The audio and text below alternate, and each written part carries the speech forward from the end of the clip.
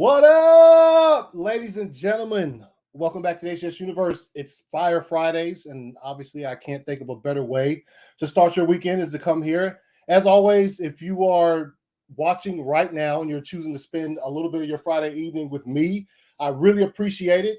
You guys just don't know how much it means to me.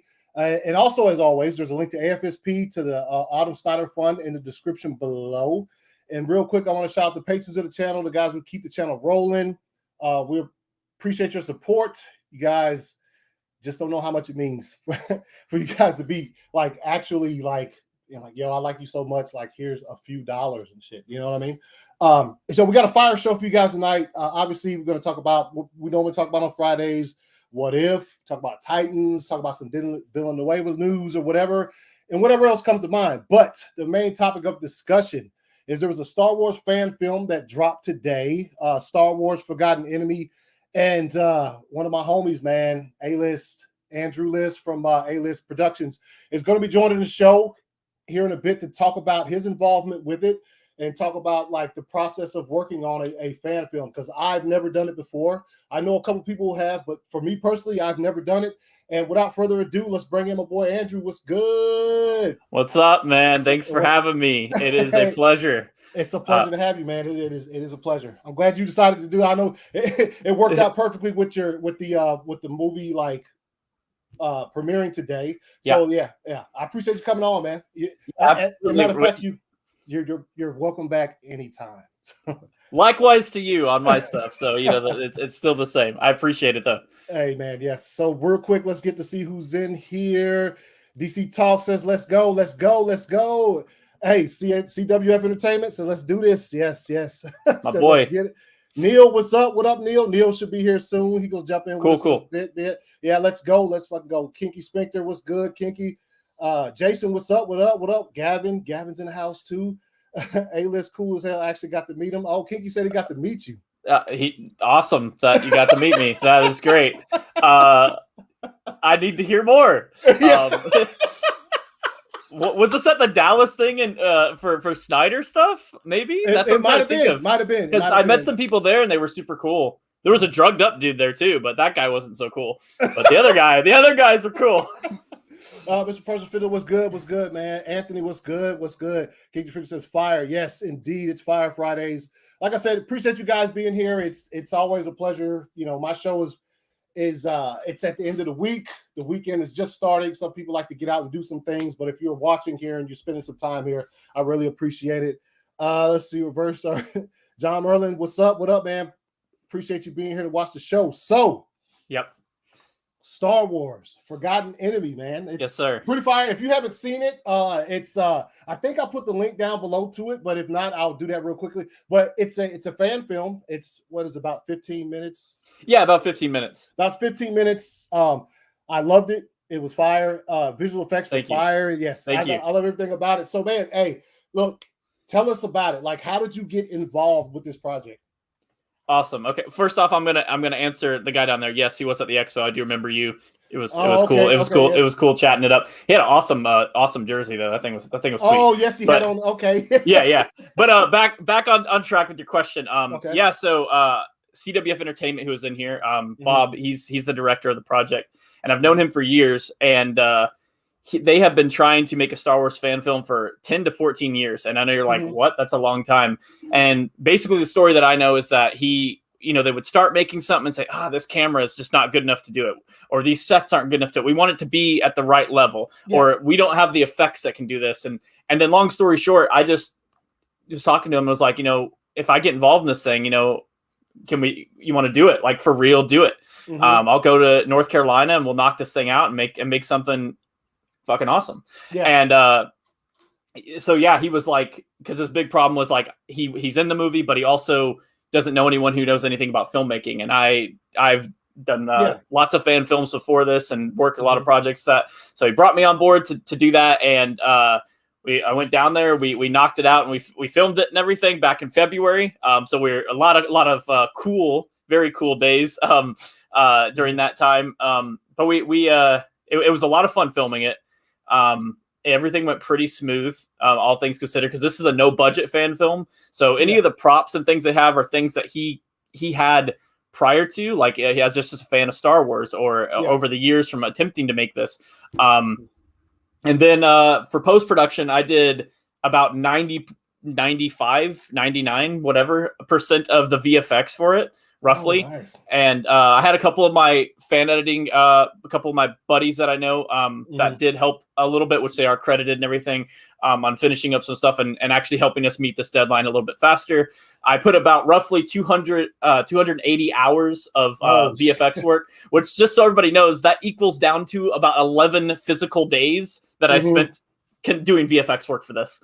And yeah, I'm really proud of what we accomplished because I got pushed to my limit for VFX because he would be like, okay, so we need this, and I'd be like, man, I've never done an effect like that. I don't know how to do that. Yeah, and it was a lot of bantering back and forth with stuff, and we saw eye to eye on most things. But I always made it a driving force to say, hey, this is my view. If you disagree, remember this is your project. Yeah, and I'm here to help it, here to make it become the vision. But yeah, that it was a lot of work, and me and him were the only ones for post. He did all the cutting, the audio mixing, and I did a lot of the color correcting, and like I said, the majority of the VFX. But it was just a me and him team from February to about 3 weeks ago when it actually was finally finished, and we locked in a date to do it, and it was a relief for us. We've been like, dude, it's here. We did it. We made it to the finish line. Yeah. So the trailer, the trailer, y'all put that out there before the thing was actually completed.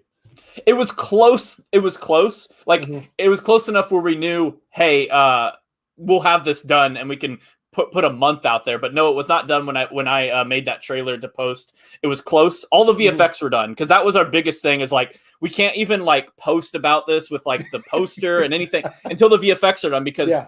I mean, some of those things took weeks, months, and it's like, specifically at the beginning of the film, this is a small spoiler, but it's in the first, it's a very beginning part, but there's a effect at the beginning when they're fighting in the sand dunes, when he pulls out this holocron, and when he slams it to the ground, it sucks the people into the holocron. Yeah. When that effect I had never done before, I looked up Harry Potter stuff when they use port keys, and I was like, how the hell am I going to make this look right? Originally it was going to be an explosion and but yeah, that effect alone took, I would say probably a week of consistent work, maybe longer to get it exactly right. And then of course the other caveat is I do VFX and video stuff for my regular making a living. And he does video work for his making a living, and so we couldn't drop everything all the time, and be like, oh yeah, film stuff, but we wanted to, but yeah. Okay, cool, man. Yeah. And it turned out great. Thank you. I watched it out. Like you said, you premiered it at 11 a.m. this morning. Yeah. I was there when it premiered. Luckily I was off work today, was able to watch it. Yeah. Let's see. Oh, okay. But yeah, so tell me something like the score. Oh, first off, let me ask you this. Did you guys run across any copyright issues? Like how does that work? I've always wondered that. So when it comes to a fan film, you obviously could run into copyright issues. Typically, all the major studios, aside from Nintendo, they hate fan films, but everyone else, they literally shut down any fan film that's ever been attempted to be made with a Nintendo character. They are very against them for the most part, for what I've seen. Why? I have no idea. But ultimately it comes down to, as long as you're not making money on it, usually a studio like Sony, Disney, Warner Brothers, they're like, whatever, somebody's having fun making a fan film. Even if they raise money for it, they usually don't care. I've seen big productions with using Superman and Batman that never get touched to shut down. And Warner Brothers definitely knows it's being made because there's so much of a thing behind it. Yeah. So as long as you're not making money on it, that's usually their concern. Are you making money on this? And if you're not making money on it, then they're usually like, cool, whatever, make your thing. And Star Wars now could have changed a little bit with Disney, but back in the day when Lucasfilm was running the whole thing, they wanted fan films. They were like, make them. This is awesome. I know they gave people internships before from stuff they did on fan films. They were like, this is amazing. I don't know if you ever heard of it's a really old school one. A lot of people might have heard of it. Ryan versus Dorkman. I know they offered both of these guys. It's like a classic, old school one. And it was doing pretty high grade VFX back in the late 90s. So it was really crazy back then. And I know Lucas offered them internships. So I mean, yeah, Post was pretty cool. He said Post was crazy. Yes, it was. He is not lying. Getting caught up on the chat. Yeah. Of course. What up, DC? Hey, hi Meg. I see Meg's comment. Oh, Meg, she down there. What up, Tony? What's good? She'll know. She knows. She knows. She knows. It's a smash the like button. Yes, if you haven't already, man. If you're enjoying what you're seeing, man, smash the like button. Already smashed. Yes, indeed. Yes, Meg is up in the house. What up, homegirl? She is right now preparing for Batman Day, which is tomorrow. If you guys aren't aware, in comic book stores, Batman Day is tomorrow. She is getting prepared for that. And Meg was one of my screeners for the film, which was awesome. I got feedback about a week early, and she was one of the people who screened it. So it was amazing. Yeah. So yeah, like I said, thing was fire. Before I get any more questions about it, though, I'm gonna go ahead and bring in first panelist coming in, jumping in, Andre from Nicotino. Cool. What up? What's going on, man? What up? What's up, dude? I watched the fan film. That was really cool, man. That was awesome. I appreciate that. Yeah, actually, it's funny because you were talking about that scene with the holocron when everyone got sucked into it. Yeah. When I was watching that scene, I was like, I wonder how he did that.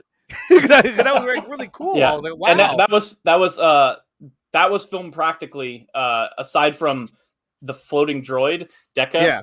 And the thing with Deca is we filmed her a variety of ways. Some scenes she's completely there and practical. Some scenes it's CG and practical. Some it's green screen, and then some it's a little CG with it. So that was the only thing added in terms of that one. But the other one, that was a practical film of him slamming it, and then I had to do masking and rotos and match the sand and add some. Yeah, it was a nightmare. But I mean, it was really cool, man. I was totally impressed by watching it, and I would say the only thing I didn't like about it was that the droid died. I was like, no!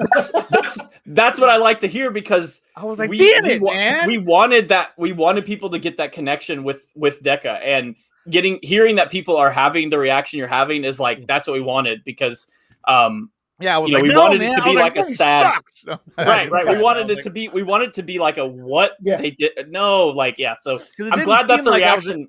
Yeah, it didn't seem like that was a character that you would kill off. And when you did, I was like, oh, damn. Like, okay, right. There goes that. Yeah. Right. I'm going to bring in some screenshots while you guys are talking. Just like a little bit of what you guys talk about right now. And you said, like right here, you see see him. He's a Sith, right? He's the acolytes, but yeah, he's the Sith origin. Yeah. Yo, dude, like I said, visual effects. Fire. Yeah. So I'll tell you guys for that shot specifically. There is somebody laying on the ground, holding that droid with a stick, and moving. And I had to take that whole person out of there and the stick and everything. Yeah, it was. That's what I was thinking about too. I was like, I wonder if he's using a stick. Was the stick like green or? Nope, it was just it was. I'm pretty sure it was like a broomstick or like a. If CWF Entertainment's still in here, Bob, he would know for sure. But it was just like a regular. Really? I don't know. Wow, you can't even see it. Appreciate it. Yeah.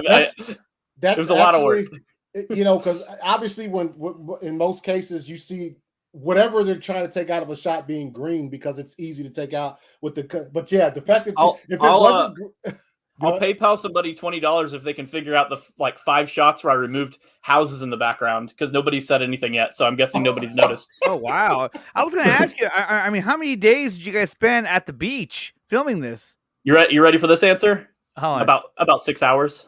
That's it. You got it all shot in one day? Yeah. All the beach stuff. Yeah. It was a long day though. I mean, we were there. I think we got there roughly around lunchtime, because there was a little bit of a drive from where he actually was at, and we stayed probably right before it started getting dark. We were there. Since we filmed in the wintertime, there was no one at the beach, which was because if it was the summer, not only would it have been horribly hot, there would have been people everywhere, like bikinis and they'd been like, what are you guys doing?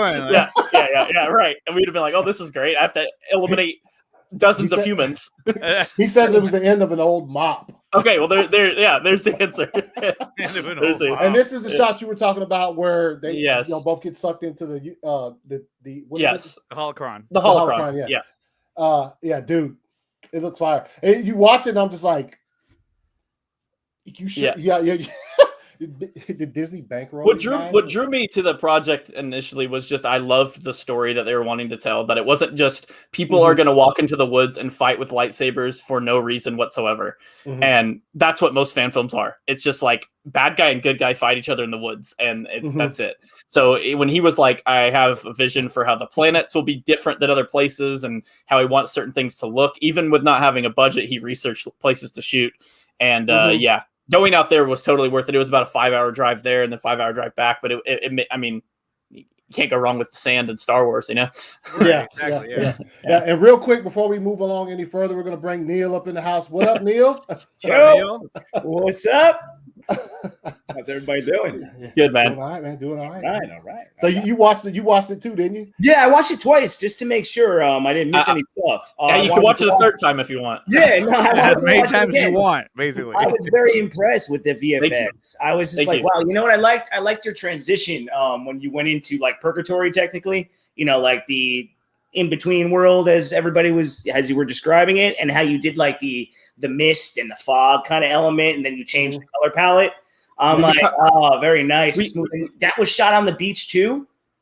What the woods was a separate location. Yeah, okay, that was the woods. Okay, but we had a vision that we tried to lock down about how he wanted each place to look, and I don't know how familiar you guys are with Smallville, but we based it's like season 10. Clark goes into like the Phantom Zone and he fights General Zod again. And we kind of based it as this, like, I sent him a screen cap of like, because we knew there was going to be lots of effects in there, lightsaber stuff. And we're like, we can't do too much with the environment, or every effect that we work on is just useless because it gets drowned out. So we just kind of played around with like some fog in there. And basically I just tried a bunch of different things, and he'd tell me less fog, more fog, or brighten it a little bit.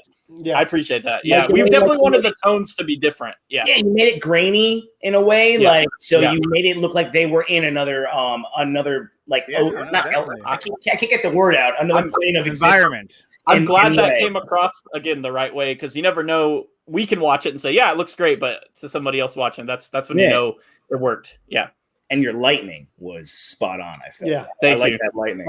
Well, I mean, I did the work for it, but I will give credit to the director, because he is very diehard Star Wars fan, and he had a very specific. It has to look like the Sith lightning. Like I would, he'd be like, it has to be this color, it has to be like this, and it has to come from the fingertips. And like, like, okay, got it. Like, so that was helpful. So like, how much? Which I don't know how much you were there for this. Like, how much time did they spend on choreography as far as like the fight scenes and stuff? I'm not sure how much time they spent planning a lot of it. I know a lot of them were planned just initially. Like they've known each other for years too. These weren't like, and I know 2 of them live in the same area and one of them drove down, but they, I know they choreographed some of it, but some of it we did on the day of. And it was a lot of like, while they're doing that, I'm getting my B-roll. I'm flying the drone around. I'm getting extra stuff that I can use for later while they're getting changed too. The same thing, because it's like, limited time to shoot everything. So let's get as much as we can. Cool. And like I bring this one in. This was one of the fire. I would say lightsaber battles right here. Dude. The sound effects. Sound effects were good too. Like that's all credit to CWF Entertainment. Bob, he did all the sound mixing. That was all him. He killed it. And the way you guys did the score, where you had subtle hints of Star Wars, but then changed it up so you wouldn't. He killed it. I was like, did a great job. Okay. Yeah. So if he's still in here, like, yo, what where'd you get the music? Like who actually made the music? There's a group on YouTube that they're all credited in our description and everything, but they allowed us permission to use some other amazing tracks and everything for this. Awesome, and they were like, yeah, totally. They're like, they literally said all we asked for is credit, and I was like, sweet, because that's all I could offer. I know. No, but like, it worked out great. Yeah, music's key, man. Music's key. You had music throughout it, because it adds, drama element to everything that's going on in each scene. Yeah. And he bounced these off. He'd send it, be like this, he'd be like, "Is the music good for this? Is it too much?" And like we because it was pretty much me and him for post, just to bounce like, does this look like crap? Is this sounding right? That's fun work, though. I like that. Yeah. Work. That's a lot of fun work. Yes, yeah. Definitely. That was badass, man. I like the way it bounced to the there's you hear like the little, I guess, I don't know if there's flutes or not, like right when after the opening scene and it shows dude like on digging stuff out, and you have that little Star Wars type of flute. That shit was fine. So yo, what's up? Yo, is this Salacious right here? Like what? Oh yeah.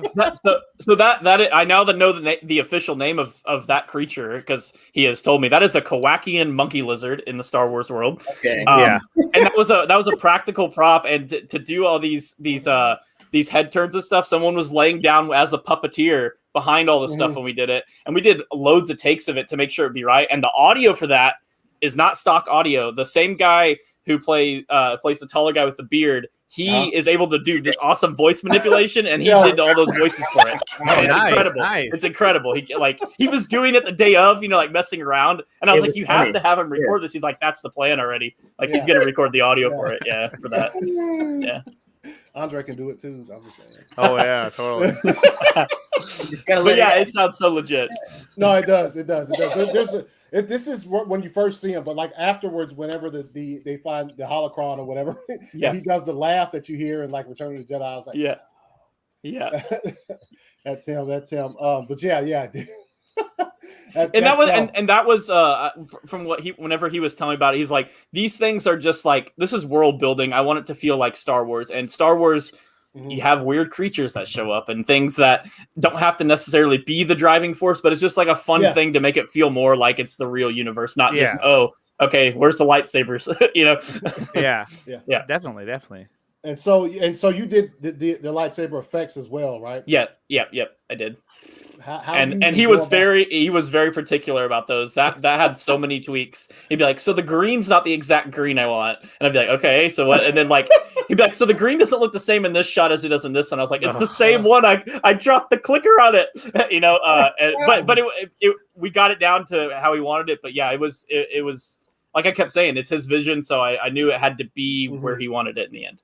So yeah. So like how hard, like, okay, I guess I'm asking about the lightsabers opening and closing. Like, so when you do those, typically you don't have the blade in, and it's just like they pretend they're putting out a lightsaber, and then you would just CG a blade and say they were putting it away. But one thing I learned from doing this is one thing I learned from doing this is, so typical prop lightsabers have clear blades. You can actually see one behind me. They have clear blades. Those are a nightmare for when you're filming on a skyline, for trying to remove them, because there's no color to them, even if you turned on the lightsaber. So for future, I would definitely wrap green tape around it or something like that, because it was very annoying to be like, is that part of the lightsaber or not? Like I'm like zoomed in to the max. Everything's so pixelated at that point. Yeah.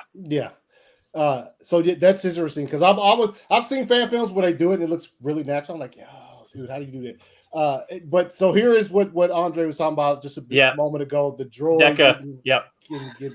And originally in the script, so just so you guys know, originally in the script, it was like the droid gets killed, and that was the droid's name, just droid. And then as we were filming it, Josh, one of the people in it, he was like, came with a name, calling it Deca. And then as we were there, he was like, oh, we can give Deca a voice and make people actually make her more of a character, not just a tool to get killed. So it actually evolved it into an actual character, and we're like, Deca, that sounds so Star Wars. D-K-A, that sounds so Star Wars. Like, I love it. And, so that's how you spell it. Okay, yeah. That is Star Wars to the T. Yeah, it's totally Star Wars. It is. Yeah. And in this shot here, towards the end of it, like, lightning, that strike. Oh. Now, do you want me to blow you guys' minds even more? Yeah. Go ahead. All right. He's like, that was real lightning. Oh my god! So the guy in the middle, right? Yes. So throughout filming this, we had to have the guy on the very top that you can see of the triangle. We had to have him and Bob switch between that character for different shots, because we didn't have enough people for them. So we had to have them switch throughout filming it. Well, as you see in the shot, that's not possible. So we filmed practically them doing the triangle, and then the next day at his house, we got the drone up, and I had a screen cap of how it looked, and we shot a green screen on his driveway and put him in there. And yeah, we haven't had one person notice it, but it was very, very complicated to do. But I'm really happy with how it turned out. And now that I tell you guys, someone's gonna be like, "Oh, I can totally tell." Oh, I can see it now. You know, like, I did not catch that. Yeah, it's totally photoshopped. I can't. But a fun fact for that. No, that's a cool fun fact. And we knew we had to get this shot because this was like the definitive. This is the end of the fight. We can't have this not look cool, and that was kind of. And Julian Bell, we were talking about earlier, with people who helped. He helped a lot with this sequence, specifically. One of the other people that helped do some VFX at the end. Nah, dude, it looks so. You can't tell he's not there. It's fire. And now that you say that, I'm like, yeah, dude. Like this is really well done. As far as because I still can't. Even though I know he wasn't there when you guys like actually filmed that scene, right? I still can't tell. So.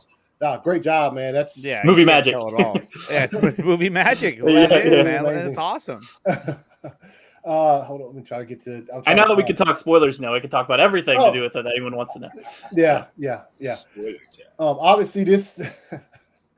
Hold up, I'm trying to get that shit. Where's it at? The biggest secret. Yeah. So you had this here happen after the credits or mid credits, I should say, mid credits. Yeah. This right here. So, dude he's faking it all along. He's just that's kind of the they just freed a Sith.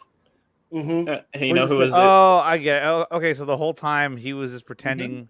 Yeah. Okay. Yeah, because this is 200 years prior, and basically he's told that go kill your brother and take his place and convince the Jedi that you're a Jedi, and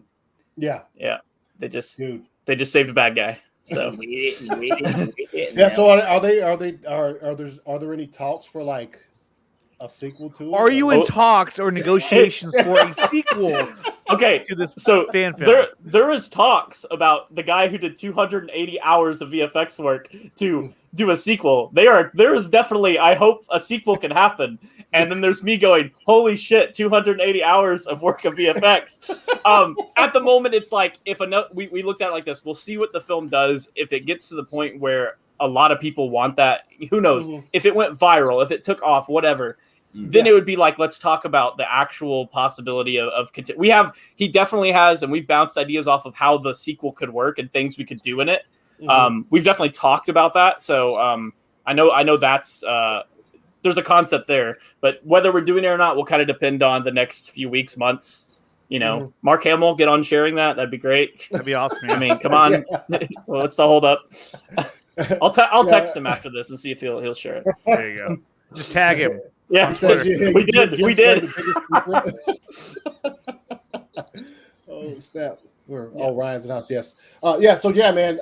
Real quick. The wardrobe and stuff. Did they already own that? So they like I said, they've cosplayed stuff, and then they've been wanting to make a Star Wars film for many years. So they've kind of evolved their costumes and upgraded things. And this is all stuff that they had. I don't know the specifics of if he had a certain way of how a character had to look. That would be more a him question.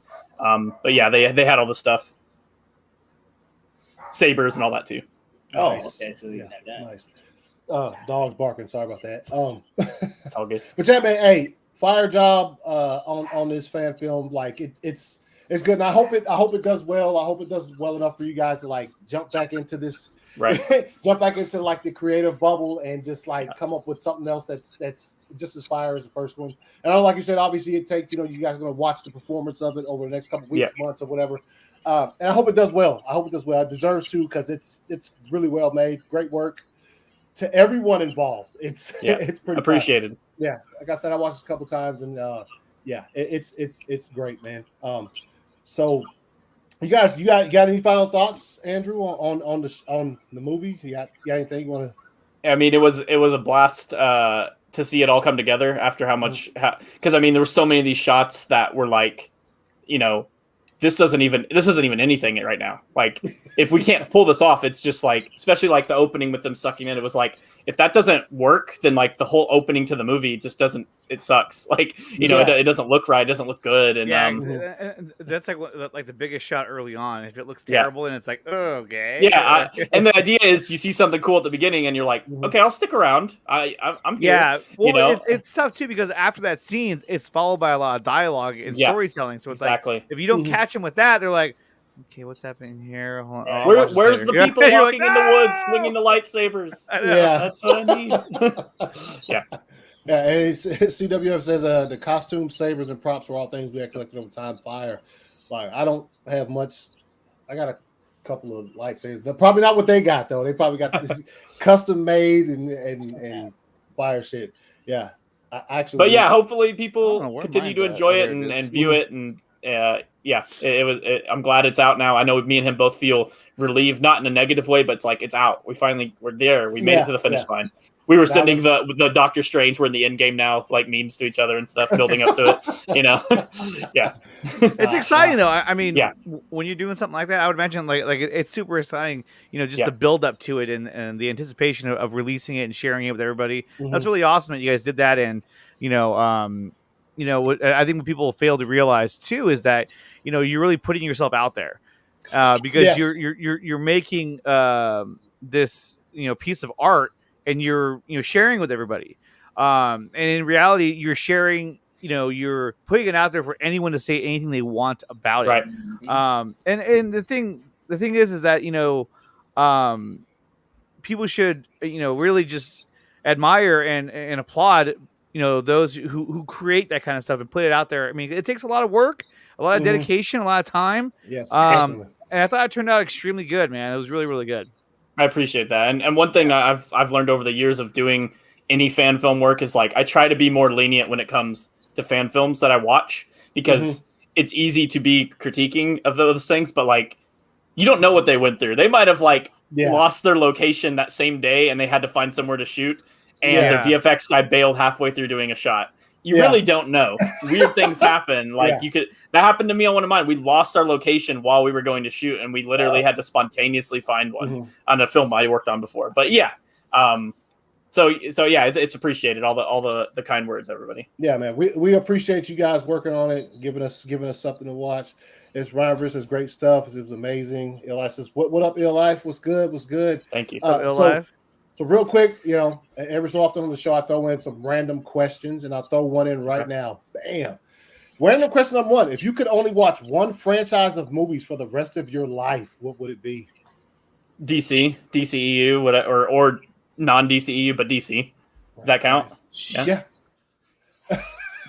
That's hard. One franchise, you said. Yeah. Just one. Hold on, who's the problem share? Oh God, it's a message to Neil. I mean, I already kind of do that. I can quote half the movies, so. That's hard. It's hard for me. I like the DCU stuff too, but there's like that. Does that mean? I mean, wouldn't DC in general be all included? Like, does it have to be just DCEU? If it had to be specific, fuck me. I mean, at this point in my life, basically, it's like this specific. Like you'll never be able to watch Back to the Future again, or Indiana Jones again. Damn. Or bitch. I'd probably stick with DC still because those are I got some of my diehard favorites in there. I would probably go with DC. Yeah, I would. I wouldn't want to lose Superman. Like, you know what it is though is that I would say Star Wars, but.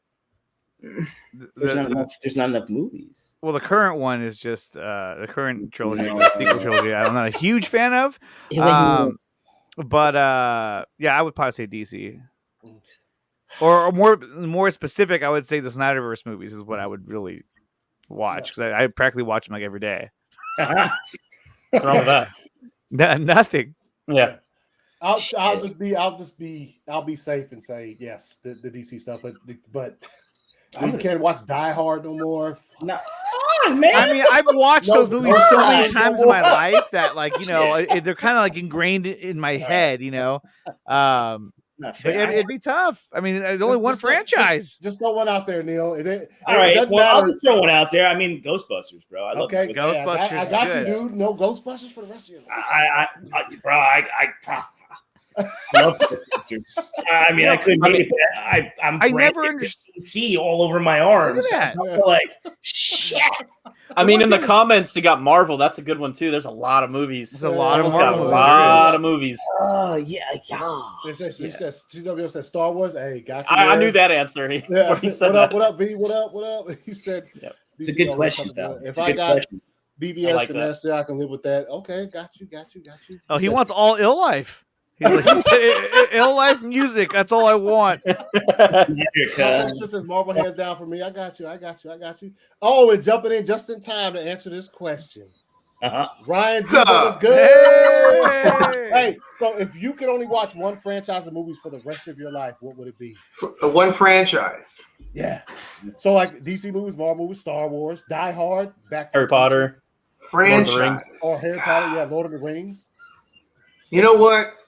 I mean, I probably would go Star Wars because there's a lot of content. I mean, because it's more than just a trilogy. Because I mean, I don't know. I think that a better or more well put together trilogy is like Back to the Future.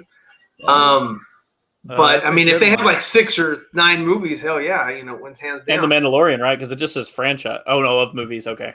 Yeah. I mean, I can watch Rogue One. You know, I can watch Solo. I can. Yeah. I'm down with those. Bigger man than me on the Solo rewatch, but man, I can do it. I can do it because I love Willow, and I know what he's capable of.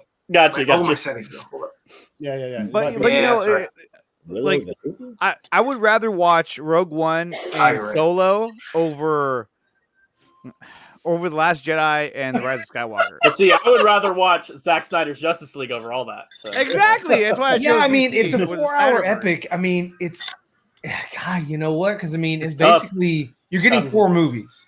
You're getting Man of Steel, BVS, and then Justice League counts as 2 because it's 4 hours. Mm-hmm. What's wrong with that? Well, I said DCU, so that technically you get all of the DC. I mean, but why did nobody say the Fast and Furious franchise? Can't imagine why. Didn't want to show that off. Only if I get to keep Hobbs and Shaw.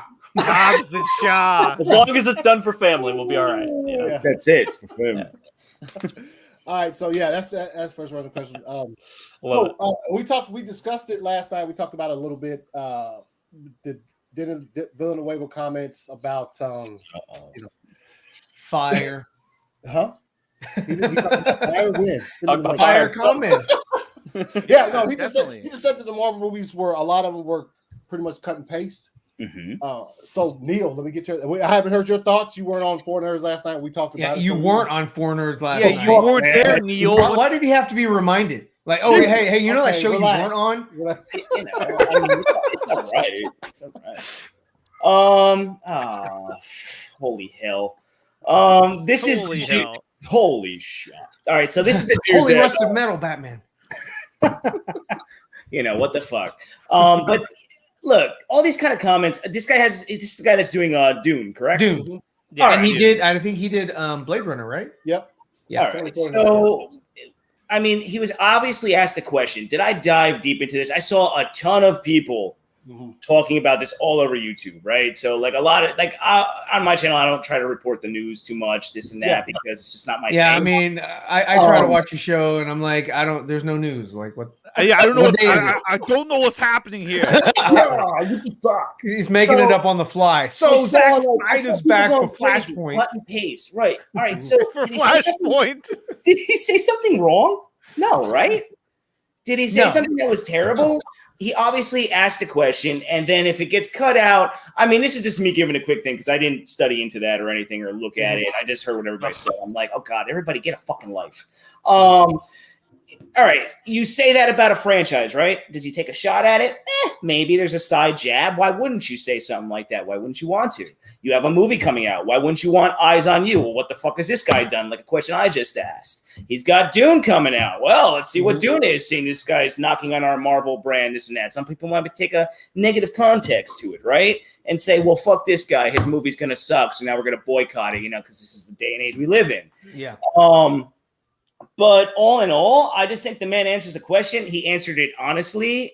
Yes, there's a lot of Marvel movies that seem the same, but that is a formula in which they went with, and it works. They know how to drive in fans. They know how to get people sucked in. I mean, negative press is just as good as positive. Any press is good press, right? You're getting eyes on it. For the most part, any press is good press unless it's damning. I didn't see this as anything crazy. The guy just said, look, they do A, B, C, and D, and that's it. And then they add it to this. They might twist it. They might, tweak a nipple here. And then, there's a different story. I'm not trying to be too long-winded, but, it's, to me, this is what it is. This is just Hollywood. This is everybody overreacting, trying to make something out of nothing.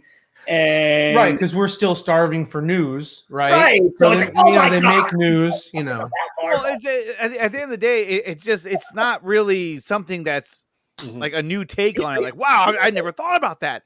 I think it's something that we've all thought about, we've all talked about before, and it's just they're highlighting it because he made the comment. And but it's something that we already knew. Check it. Zack Snyder, right? We all like Zack Snyder, right? Yes. Come on. He did Justice League, and he did it in 3 movies. They had to do it in 20 plus shows. He said, I can do it in 3.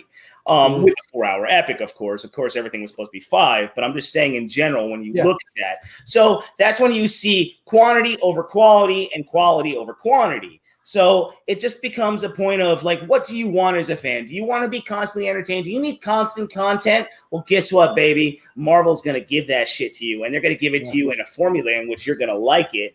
Whether you even understand it or not, you're just gonna be like, I was so entertained, where Zack Snyder. I like Shang-Chi or Shang-Chi. Shang-Chi.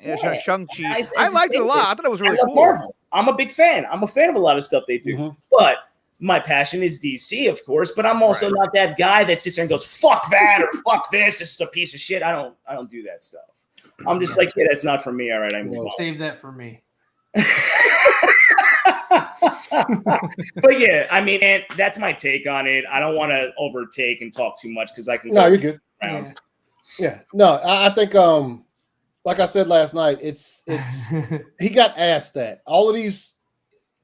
You made a good point. You made a good point. You made a very strong point. I like the point you made last night. Bring up the clip. I don't have it. But anyway, all of these directors, they get asked this. It's not a thing where they just, like I said, they don't wake up in the morning and be like, you know what, the next interview I have, I'm gonna say this about. I'm gonna put him. Yeah, it wasn't like he woke up and he was like, hey, you know what? Screw the Marvel movies. Yeah, no, he got asked that as he's brushing his teeth. Oh, he answered it honestly. Andrew, you got any thoughts on that? I think far too many people take a comment like that as a personal attack when it has nothing to do with that. And water's wet. If I say, oh my God, this water is extremely wet, and somebody's like, wow, look at him not talking about Coke and not talking about Pepsi. Can you get? And that's the reaction that it feels like to me. It's like, okay, a lot of them are cookie cutter. Yeah, there are some that are not cookie cutter. But the majority are like, it's the same type of plot. Bad guy gets powers of good guy. They fight each other. Good guy wins. And all comedy to break all the tension. Yeah, and they all have a love interest. Have a love interest. Yeah. You know what I mean? And one shirtless shot. No. Captain Marvel did not have a love interest. No one loved her. Herself. Yeah, she loved herself. She loved herself. You also tweaked and Jude Law. Jude Law. Yes, he did. But that's my. I'm going to live life like Jude Law. Anybody else got any more thoughts on his comments? No, I think his comment was true, and that's why everyone freaked out because they were like, And they're like, I reject your reality. I reject your comments. No, I think his comment was for the most part it was true, and I don't think it was that shocking. That's why in my tweet I was like, I don't understand why it's just a shocking statement. It's like we've known this for quite a while. Right. They're like, get him. Yeah. The herds come out. Well, it's funny that we have Ryan here because Ryan also worked on a Star Wars fan film. He did. Not to derail your show, Anthony. No. I told him before. I told him Yeah. beforehand that he'd probably be here. Oh yeah, how could I not? Yes, no, I did do one long time ago back when fan films were sort of in the inception. So I was around when you had Night Quest, Duality. What was the one from the Aussie guys? It was a bounty hunter thing, but there was a lot. It was just like in its infancy when people just first started. Like George right before George gave the okay for fan films. I remember those. Yeah. So like Matrix Jedi, I was there with that. That was pretty fun. But I mean, that was sort of my introduction to just messing around with film, and then I got into TV a little bit later on. But yeah, I just I loved it. I thought it was great. It was I mean, because you can do so much and you can tell so many stories. There was one that was with this guy. Nowadays, it's kind of like, okay, it doesn't matter. But back then, when he first started doing fan films, there was this one guy or one group of guys. They made a video of this dude running around in a forest, and it was like 5 minutes of this guy like running across the screen, and he had glasses on. And it was like, I'm sorry, man. I know he's probably breaking a sweat, but it's like, this isn't entertaining. He's just running. Yeah. Does that it? That was my story. The guy was just running. It was funny. His whole story was to get to this fan film made in 1997 sucks. That was the whole point. I forgot the name of that. There was this. There were a group of guys that were. That restaurant, that Medieval Times, where like Jim Carrey was like, "Silence of the Lambs." So those guys did a fan film as well. There was a Medieval Times in Dallas, and they did it there. So I mean, there was a lot of people that kind of got involved. Some people got movies.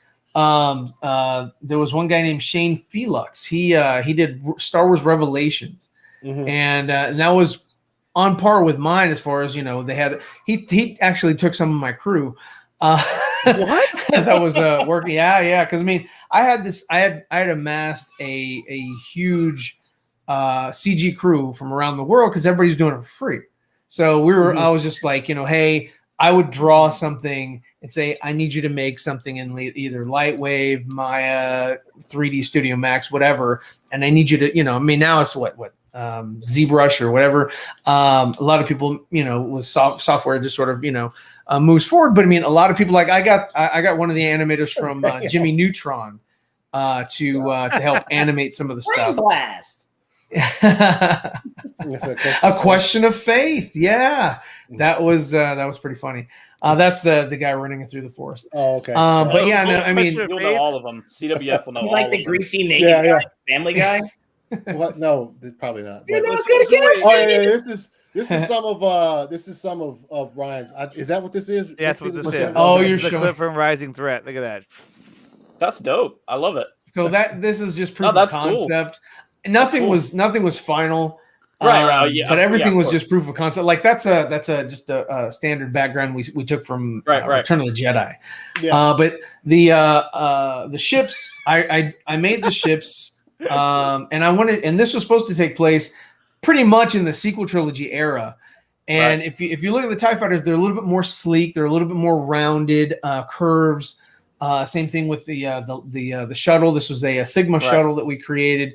And I wanted to show a progression of like, what would things look like, 30 years after Return of the Jedi. Right. And that's kind of where we were going. And then going to see the sequel trilogy, they were like, yeah, we're just going to use TIE fighters, but like, we're going to paint it white. And, we're just going to, we're going to use X-Wings. We'll just make them look a little just X-Wings. We're just going to make them, we're going to change the engines. And that's it. That's all they did. And they were like, yeah, put a BB-8 back there. It's fine. And that's all they did. They didn't really do much. Thank you. And like one of my ships had a droid sort of on the side because, when I was making this was this here was in 2001. So this is 20 years old. Wow. And one of my ships had a droid sort of like to the right of the pilot, like sort of like Obi-Wan's in his Jedi fighter. Mm-hmm. And I was like, yeah, I mean, but he didn't have legs. He was just a part of the ship. It was just the top half of the droid. And it was for the TIE fighter pilots, because I was like, why wouldn't they use that technology? Why wouldn't they utilize droids? Because they do it anyway. They're all over the damn Empire. And I was like, yeah, it makes sense. So, but I mean, we had so many people coming in, and we had costume people lending us like X-wing pilot costumes and all that. And we had I had a guy, Jeff Allen. He made masks. He made a lot of the creature masks and thing like that from the cantina. And then I had him ship that over, and we used those. We used Rhodians and all that. So it was really extensive work, and it just got to be, for me, I was making a full-length feature, and it got a little hairy. So we'll say. I made, back then, with the Matrix, we made digital doubles of ourselves, and we, did full. Well, the Matrix had digital doubles, right? That was like a big thing. So did Star Wars, but I mean, Matrix was a little bit more, predominant in like, hey, this is not. Oh, okay, yeah. There's my Star Destroyer, again, a little bit more curvy, less angular, and yes, that's sort of. I thought that this was natural progression from an Imperial class shuttle. Yeah, I like it. It looks awesome. Thank you. How many VFX guys do you have working on it? I had like upwards of 20 to 30. Holy wow! Yeah, that's my there was a lot of dream. Really talented guys. That's my wet dream. 20 to 30 guys. Gee. Yeah. And they were all over the world. So there was a software. There was a software back in the day that I used to use along with AOL Instant Messenger. I would use ICQ, because a lot of the people in different countries would be able to get on ICQ, but not really AOL Instant Messenger. Mm-hmm. So when the people I had a guy in Sweden that was awake when I was, like midday, and I was just waking up at like 5 a.m. I would wake up hours early while no one else is awake and go get online just so I can communicate with him. And there was just a lot of people like in Germany and Japan, and some of the States too. Like I said, there was a lot of people, and I found them through a website called theforce.net. Yeah. And theforce.net was actually, I have the guy that that created the website. He was actually in the movie because he was local to me. And I was like, hey, bro, come on out. So, he kind of highlighted the film a little bit. Back when Attack of the Clones came out, he knew I could draw. So he gave me some of the, he wanted me to leak the clone troopers, the Acklay, Count Dooku's ship, and something else. No, I can't remember what the other thing was. But so I drew them based off of the drawings that they got that they couldn't release. If they released, of course, they would have been taken down. So I drew them and put them on the site, and that's how they were able to release to the public what the clone troopers in Episode 2 were going to look like. Mm-hmm. So just really cool stuff, man. I mean, I like I said, I love Star Wars, not the sequel so much, but I love that. And there's some more of his movie. No, okay, relax. He's like, we really progressed. We progressed. So a new plateau. People that they really didn't use any original alien species. They made their own gray-looking lifeless. I don't know which ones he's talking about, but there you go. But yeah, no, that's fire. That's firework, man. I wish you could have like completed that shit. You know what I mean? Finished it or whatever. Yeah, I lost the desire to complete it. Yeah, the drive, because it was such a huge monster of a project, and I had a crew. And that's one of the things that I have to tell you with anybody is, if you have a project, no one is going to be no one's going to have passionate about it than you. Right. Yeah. Yep. And there, unfortunately, some things happened with a couple of people on my crew that they were having family issues, things like that. So I mean, I was like, hey, deal with that. And and then we one of the I lost a model, and it was our Sith Lord. It was the digital double for him, and I was like, I couldn't get it back because the guy that created the model, he'd already sent me the file, but I couldn't didn't have access to the file because of whatever, I can't remember the specifics, but couldn't get a hold of him. I was like, you know what? I'm not going to go and find somebody else to recreate all this. I mean, there's so much done, but without that one particular model to do a lot of the action sequences and perform in the set pieces that we created, because we created like 80% of the film, or maybe a little bit more, were because everything was pretty much shot on green screen. There were a couple locations where I went and I filmed at a stage. I went and filmed at a restaurant. And did some other things outside in the, of course, the wilderness. Every Star Wars film back then had a forest. Yeah. That's just, but we had an interesting looking forest, and we did that. So, but then we were going to rotospline around everyone and just kind of change the backdrop a little bit and make it look a little bit more alien. It would have taken a little bit longer to do, but I had this fire guy working on it, and I was like, hey, you do you. But then again, like I said, with that one particular model that just, they got lost, and that just kind of shut that down. Plus, I was going through personal things in my life as well, so I was just like, you know what, this is probably a sign that I need to stop.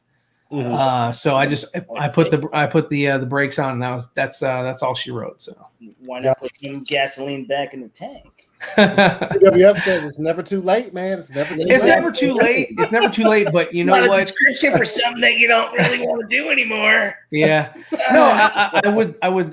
Truth be told, I'd love to see this thing finished, but I don't have the time. I don't have the money. I don't have, and so what I'm doing now is working on a comic book, and I'm hoping that the comic book will lead to something else, which I might be able to do later on, because I have all the footage. I don't need to shoot anything else.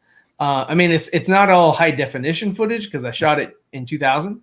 Yeah. So it's 720. You showed us some of it. Yeah. It was pretty fire. It's in 4x3, so it's like exact size. It is a 4x3. Yes, it is a 4x3. Because that's how artists shoot. That's how me and Zach Snyder, I taught him actually, because I did that back in 2000. What was cool was I was just watching that scene from Rogue One. It was on my other monitor, but that scene in Rogue One when the Star Destroyer comes in out of hyperspace, like, and the ship crashes into it. Yeah. So they're like, "Let's go." I was like, that's one thing I like about Rogue One, is that they did a few things that you don't normally see in Star Wars movies, but it was more realistic. Like, that probably would actually happen.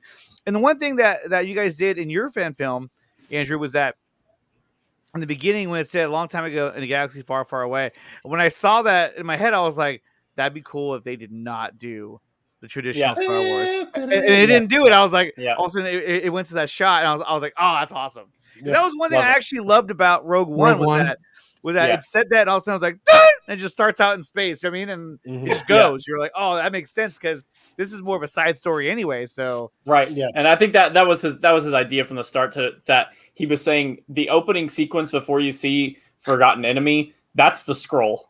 You're seeing the scroll happen, and that was his idea with it. Because when I first started it, I saw that, I was waiting. I was like, oh, are they gonna do? You're waiting to have your ears blown out with the da da da. Yeah. Well, actually, that just like the question I asked you earlier about getting around like the copyright stuff. I was like, can you do that? I don't know if you can. What's that? If you we went over it before that pretty much fan films are usually a go as long as you're not making money. Okay. You can't make any money. Or they'll shut you down. The only way you can make money from a fan film is if it's a parody, if it's a if it's a rat like a music video with your own music, of course, and that's kind of it. Yeah. So, but the score that you used was actually music that was like made by somebody else. Like yes, they made that from their own, like from scratch. Correct. Yes. Because if you were to use the regular Star Wars music, you probably get hit with copyright. And that was one of our big concerns. Is we knew we had to get someone to agree to do music or to provide music. And I did test uploads that were privately just to see, okay, cool, we got no flags. Because our biggest concern was, we don't care if the copyright goes to Disney and Lucas, that's fine. But we don't want to go blocked in Germany, blocked in Alaska. You're like, well, this sucks. Another Fire fan film was actually one from Germany. It was called Tidarium. That was actually pretty good. Most out of left field. Yeah, I know. I mean, you mentioned Germany, and I was like, man, yeah, they had a Fire fan film. CWF, do you know that one? he know them all. Trust me, he knows them all. He knows. I think it's funny that he knew the one that he was talking about with the guy running through the forest. Yep. What was it called again? You said it up there earlier. Question of faith. Yeah. If he's still in there, he'll know it. I'm sure he will. Yeah. No, Gavin, it doesn't. No, Solo doesn't have it either. No, it just has Solo, and you go right through the word. That's it. It pans right through. It says the bulk of the score was actually from the approved audio package provided by Lucasfilm. Oh yeah, I forgot he got some of those too. Yeah, I forgot about that. Oh wow, nice. Yeah. So fire all around. Appreciate you guys giving us some content, Ryan. Finish it, guys. Thanks for coming. So another thing that popped up, really, it's been popping like yesterday evening and today, is the fact that. As we all know, Zack Snyder's Justice League was released on physical video last week, and it is currently just fucking going bonkers in the stores. But it didn't make money on HBO Max, remember? Yeah, but how? That's what I'm saying. Because of the Suicide Squad. That's why. The Suicide Squad. Remember, Wonder Woman 84 got more views than this. Okay. Godzilla vs. Kong. Godzilla vs. Kong, Tom and Jerry. Yeah. Because half of Tom and Jerry's views were Zack Snyder's Justice League playing on it. Honestly, if you ask me, I think it would be easier for most people to just hit play on HBO Max than to actually go to a retailer and purchase this. So if it's doing this good in physical stores, I mean, obviously people are ordering on Amazon. But you got to think about this though. Is that they know that, HBO Max is going to delete that shit right off their damn server. So you go get yourself a digital copy so that you have a copy of this. Because they're going to delete it. They're going to be like, what movie? But they're not including digital copies with the physical copies though, because they want. I don't think they would do that yet.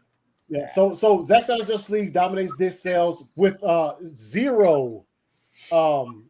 Fucks. Advertising? Yes, zero advertising from Warner Brothers with the unlisted video and things of that nature.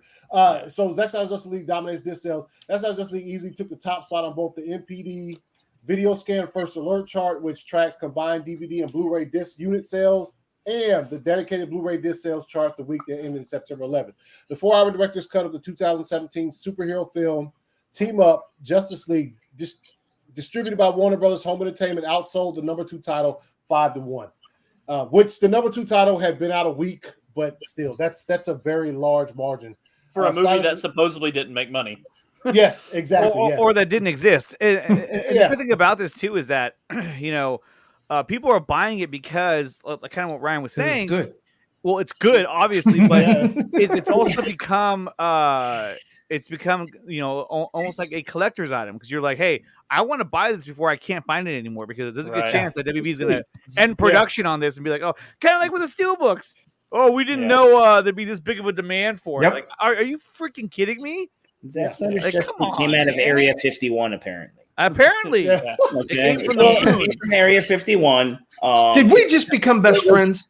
It was a government secret, and it's a government secret. It's trying to be covered. They're like they know it does not exist.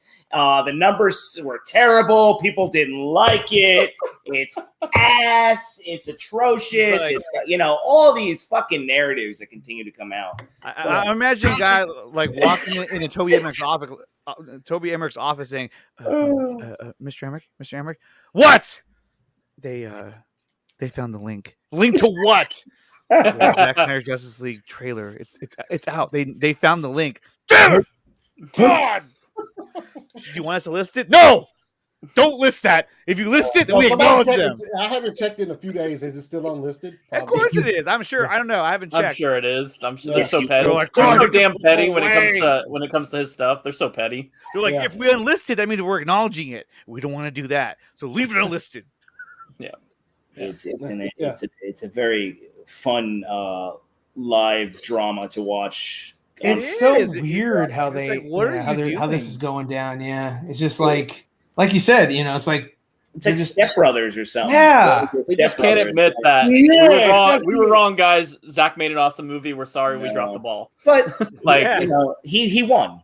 He won. At the end of the day, I think everybody has to remember that the man won. Okay, so there was something I was gonna say. Recently I was watching the podcast, and somebody was saying, "Oh, but if WB decided to restore the Snyderverse, all of a sudden everyone would be like, oh, we love WB, we love him, we love him." The thing is that who said that? It doesn't matter, but it doesn't matter. Twitter handle was a bunch of numbers after it. No, but the thing is that like it's not about like if they announced it, I wouldn't be sitting here going like, oh, I love WB, they're the best. I'd be like, well, this is a step in the right direction. I mean, because I don't know why they can't just do both. Just do both. Just do the crap you want and do the crap that we want. Like, I mean, just it doesn't make any sense that you would not pursue this. Well, we know why they're not doing it. Well, we know why they're not giving anyone their due, and they don't want to continue to give more money to that camp. Is there affiliates tied to this thing or something? Like if they I'm not affiliated with you. If they give them praise, I mean, look, you can dive into this so deep to the point where you like bang your head against the wall, where you don't even know what to do anymore because you're looking at every factual point that there is. But the fact of the matter is, you can't look at it logically. You can't look at this with logic. Yeah, exactly. You have to look at it as if this is actually a hero versus a villain or whatever it may be. I'm not trying to paint anybody as a hero or a villain. It's just two groups that don't like each other. But if there was a villain, who would it be? Well, no, exactly, because Joey and Rick would be dark side. It's always the evil. They are the evil empire. To any big studio is always going to be the evil empire.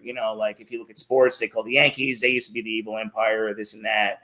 Not so much anymore, but you can buy all your talent. You can do whatever you want. We have all the money. Look, we have our way, what we want to go. We didn't like what you did to us, so fuck you. You're gone. You're a pariah. You're a leper, and that's how we're going to treat you. And that was the narrative that they went with for the longest time.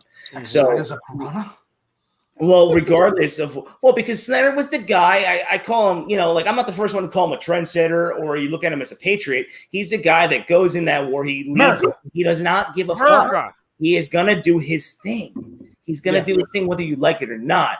And now, what do big execs not like? They don't like people that don't follow instructions. Right. People who think for themselves. The icing is completely just continuing to. It's like being in old school departments where they continue to keep painting over the same paint, and you just have all these fucking layers of bullshit that they keep trying to paint because this guy beat them a long time ago, and now he beat them again without even having to beat them because the fans got him. And that drives me even more crazy. Think about that. Yeah. It was a fan-driven plea, also with certain aspects that had to happen and fall in place at the right point in time for that to go. But guess what? It needed the canary cry along with timing and everything that went on. And now there might be another thing down the road that could be timing again, where you might see this man come back or you might not. Who knows? I just don't like when I see a lot of people lose their minds every day of their life bitching and moaning about getting the Snyderverse restored, and you're not appreciating what Andre. Now. I don't like that. That becomes a little crazy. I get it. But remember, we got the fucking movie, and the man's doing his thing, and you need time right now. You need time to let it marinate, and then when that point in time comes, you fucking go at it again. You gotta wait for Zaslav, the magician, to get in there and then see what happens. That's the only time. That's the only point in time anybody should be ready to have their petitions, to have their hashtag fucking craziness going, right? And whatever else you want to do. That's the time. When the motherfucker gets in there, the gets next his time hands on the almanac, the sports almanac. Exactly. Yeah. I just posted the link to the Zack Snyder Justice League trailer in the chat. So, guys, if you haven't done so yet, go on there, watch it, give it a like. I think I have like one of the top comments on there that just went crazy. Yeah, that was yours. Yeah. It's got 3.1K of thumbs up. I'll give you one too. There you go. 66 replies. Jesus, it's so annoying getting the notifications for it. I'm like, why did I comment on this? Oh, I know. It's like emailing you, like you have a comment from so and so. Well, I turned that off, but all my notifications at the top though are just like all. Like, so right now it's sitting at 125,105 views. That's actually nuts. It's an unlisted video. Yes. And it's got 18,000 thumbs up or likes and 154 dislikes. So they're like, look, it's only 18,000. See, that's the cultist right there. There's 18,000 of them. They probably watch this over and over again. How do you try to validate that considering the video is unlisted? I can understand if it was listed, but it's unlisted and it only. That's what I'm saying. Yeah, what's weirder is they did tags on a video that's unlisted. It has tags? Yes, it has Warner Brothers movies, Warner Brothers 2019, buy Zack Snyder's Justice League, watch Zack Snyder's Justice League. They probably had to. Own it now. No. They probably had to. And just kind of like pass it off as like a like an error. Like, no, see, we had the tags. We did everything we were supposed to do. Yeah, why is it still? We just didn't make it public. Yeah. Well, because that's not in the contract. It's so bizarre to have an advertising for a movie that is not a why even thing. have it uploaded onto YouTube? Right. Like, why? Because that's in their contract. Who knows? Maybe in their mind, like we said before, all press is good press, right? Doesn't matter. It's all eyes on WB, whether it's good or bad. Well, I mean, right now, WB Entertainment has like 2 million subscribers. Guys, look, we're going to be seen as the villains again. I know. Yes. Like, it's the Snyder fans. They just need to calm down and go watch the Suicide Squad. That's when we say thank you. Hi, I'm a Snyder fan. How you doing? 125,000 views on a trailer that's not even it's unlisted. How did they even find this anyway? I don't know who the first person was who found it. I have no idea. Somebody found it. Like I saw Merc share it. That's who I saw share it, and I was like, okay, what's going on with this? Yeah, I saw it. It was like a day or two before the actual the Blu-ray was released, like physically, like that Monday before or that Sunday or something like that. But so they.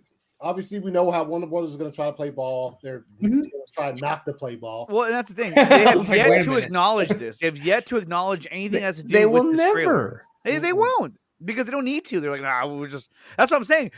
It's like when they told them, like, hey, they found the link. Should we issue a statement? No, don't issue a statement. Why? Because that means that we're acknowledging it. Yep. Don't acknowledge it. You know what I mean? Yep. It has to go unacknowledged. That's it. Okay. That's a good point, man. You don't want to know it. They're not gonna. They won't. They will not. To them, it's dead. Yeah, it's dead. This is just. They shouldn't have been uploaded in the first place. Should we take it down? No. Oh no. To them, if we take it down, then we acknowledge them. To them, right now, they're just going. Go ahead, do whatever the fuck you want. We don't care because we're still doing what we're doing, whether you like it or not. We're doing what we're doing. Like, guys, we have a plan. Dude, this just went from 125,105 to 125,127. So already jumped up. Keep us posted throughout the. I will keep updating you as the show goes on. Everybody who's watching probably just went. Thank you for tuning in to this telethon. Thank you for tuning in. Please, what's the next caller? Yeah, where are we at, Andre? Well, so Zack Snyder's Justice League. I scored the fight. 5 physical media form just fucking breaks the bank this past weekend, or since it came out. Look right there. That's the first you see it right there. It's actually number one. It is number one on Amazon. To be clear. The movie just destroyed everything physically, and so it still is. It's destroying everything. People trying to it's people trying to push the narrative that it didn't do good on HBO Max. I'm like, dude, it's to me having an HBO Max, being subscribed to that and going ahead and just watching it on there is far easier than spending an extra $30 to purchase it in physical form. So you mean to tell me that more people are willing to purchase it in physical form than actually just watch it on the streaming service? Get the fuck out of here. Exactly. It holds no water. So we know what they're trying to do with that. Obviously, they're not going to acknowledge it. They're not going to come out and be like, yo. Tell them about Pause Attraction. They're not going to be like, yo, our bad. The movie is actually fire. They're not going to do anything. They're just going to go back and look. Let's be clear. They're making a lot of money off these physical media sales. They are. But us being Zack Snyder fans, we all like. They're going to say it's the Suicide Squad numbers once they tally it up. They'll scrape it over to the bowl. They're going to start saying, look, printing Zack Snyder's movie cost us money. Making the Suicide Squad. That printed money. Billions. So, Andrew, let me ask you, what did you think of the Suicide Squad? I thought I thought it was decent. I thought it had some good moments in it. A lot of people said like, oh, it's exactly like a Marvel movie. I didn't think it was exactly like a Marvel movie. I thought there was some well done comedy and then some not so well done comedy. When I saw people saying best DCEU movie they've ever seen, I'm like, how have you seen the same movies? Because it blows my mind. Because it doesn't hold a candle to me to Man of Steel, BVS, or Zack Snyder's Justice League. It's better than like the crock of shit Wonder Woman 84. Like it's better than that. It's better than the really crappy cut of the Suicide Squad that we have right now. That because David Ayer hasn't got to do his version, so we don't know. Yeah. It's better than Justice League as well. I liked it better than Shazam. I mean, I don't know, but it's not a movie I would like.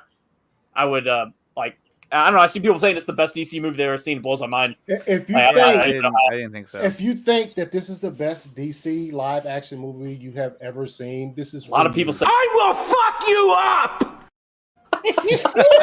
Oh man, anger issues there. But it's true though. I mean, justified.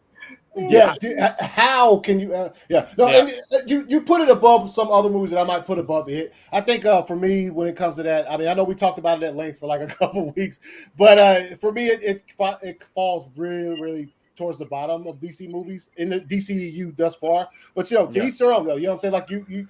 I respect, like we always say here, respect everybody's opinions as far as like no matter how wrong it is. No matter how wrong it is. As long as you're adult enough to be able to have the conversation. So like, no, if you like it better than something like I personally for me, I like Shazam better than the Suicide Squad. Yeah, me too. You like it better than that's yeah. I would rather watch Shazam over the Suicide Squad because you know what, Shazam actually, there were a lot of elements in that movie that reminded me of some of the movies from the 80s, like the Goonies and Big, obviously, or shit, I'm forgetting his name. What was the director that did a bunch of it just bugged me that like he was just conveniently friends with Superman.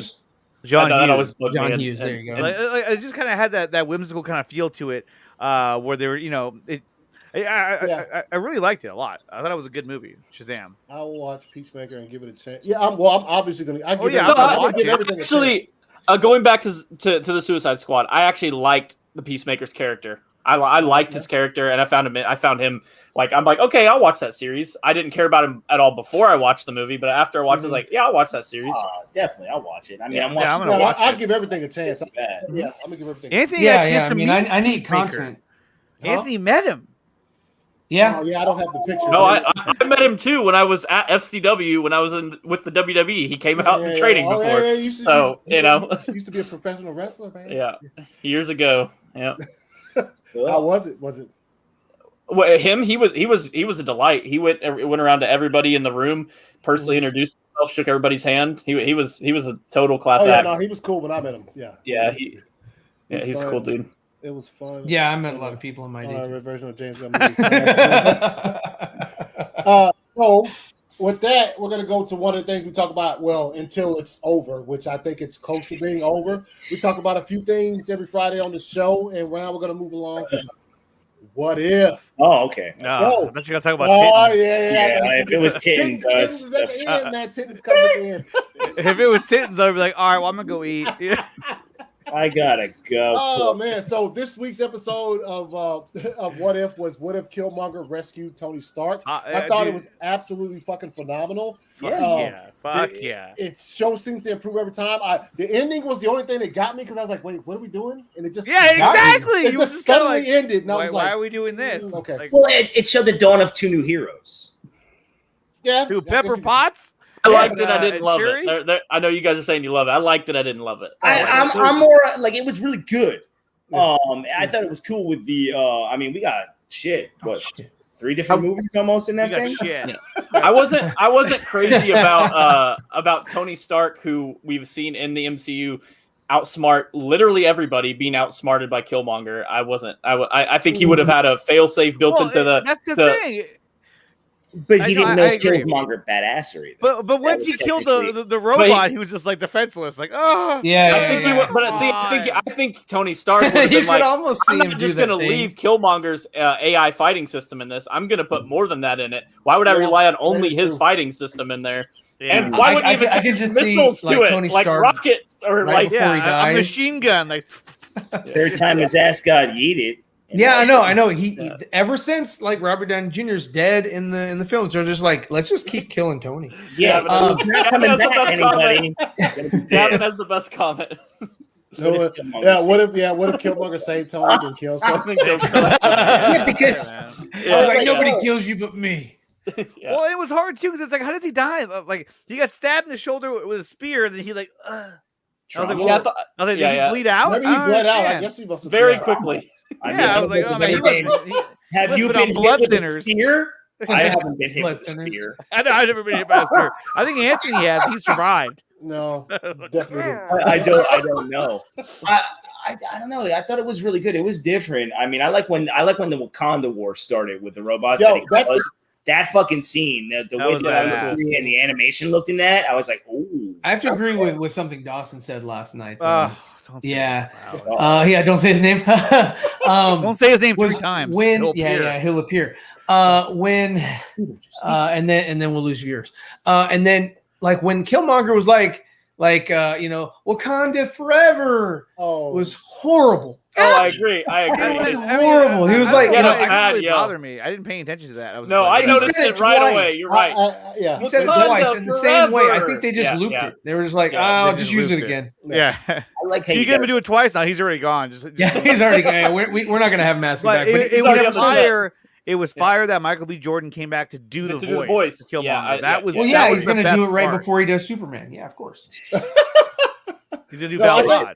Speaking on the Wakanda War, that was one of my favorite parts about it, was because I thought he was about to get all. I thought he was about to kill the king and all. Yeah, going out. I was hoping. Actually, I thought that was about to. I was like, no, it's about to get really bad. I'm throwing love to Gavin again. I want to see that too. What he just said down there. I want to see Killmonger versus. I'm with it. I'm with it. That's something that we were talking about the other night. Was that. Are they going to try and do that? Are they going to try and and make these what if universes somehow come together? Because I mean, you saw the tentacles teasers.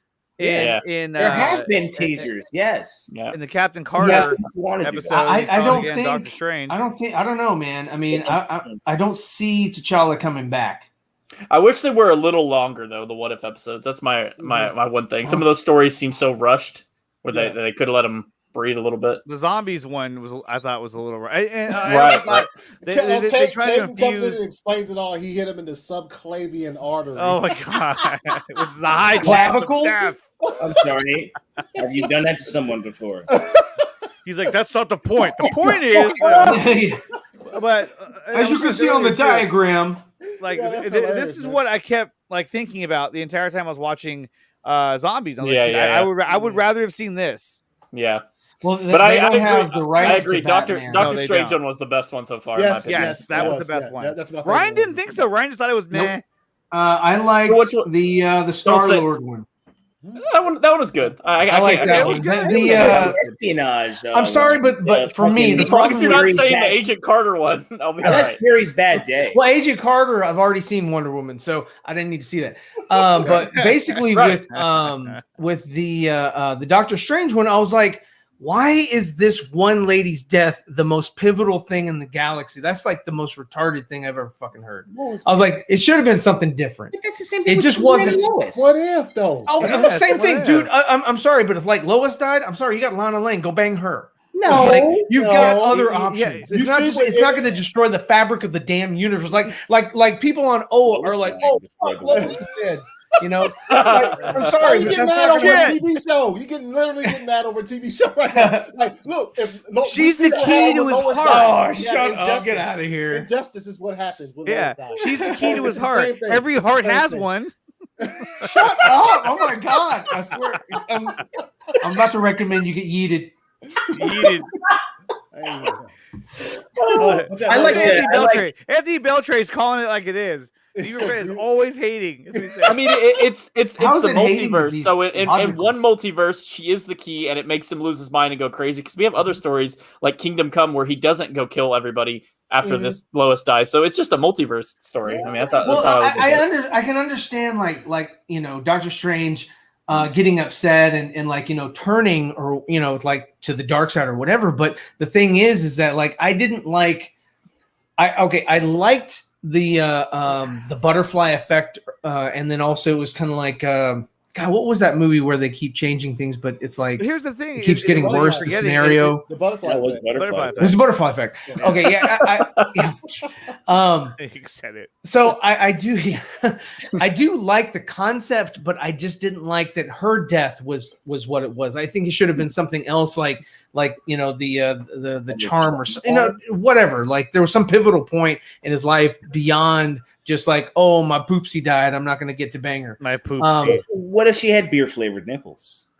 That would be something. That changes the story. Here's the thing. Okay, hold on. Here's the thing that I think you're overlooking is the fact that Stephen Strange is like a perfectionist, and so the fact that he couldn't save her was bringing out that he was doing it over and over and over and over again. So that literally is what drove him mad. And what led him to do all these horrible things, because imagine seeing the person that you love so much die again and again and again and again, no matter what you do.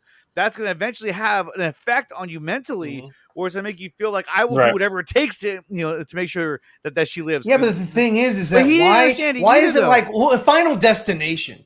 Like, the lady has to die. I'm like, come on, dude. She doesn't really have to die. Like it could have been something else, some different catalyst that could have, taken place or whatever. I just like setting the natural law. I'm done. All right, so you guys like this is coming from the guy who also was not a fan of the of Martha being the Joker in Flashpoint. I think that's ridiculous. I think it's ridiculous. I think she should have been either like Batwoman or Robin or whatever, or just mental. But not the Joker. Why does she have to become the persona of the Joker? What happened to the guy? He just like, I was going to be the Joker, but since Bruce Wayne is it is dead, a multiverse, so that could have happened. It doesn't. That just doesn't make any sense. It's like, I'm sorry. It's just like, what if Alfred became the fucking Joker? That could happen. It's multiverse. There's events that lead to change the people in multiverse. But the thing is that like what? Okay, the event that changed Martha is seeing her son die in front of her. Yeah, I can't imagine. Okay, so what happened for that? I can't imagine somebody seeing their child. Hold on. I'm not done with the point. And then number two, the guy that was going to become the Joker. How does what? Like, why does she have to be the fucking Joker?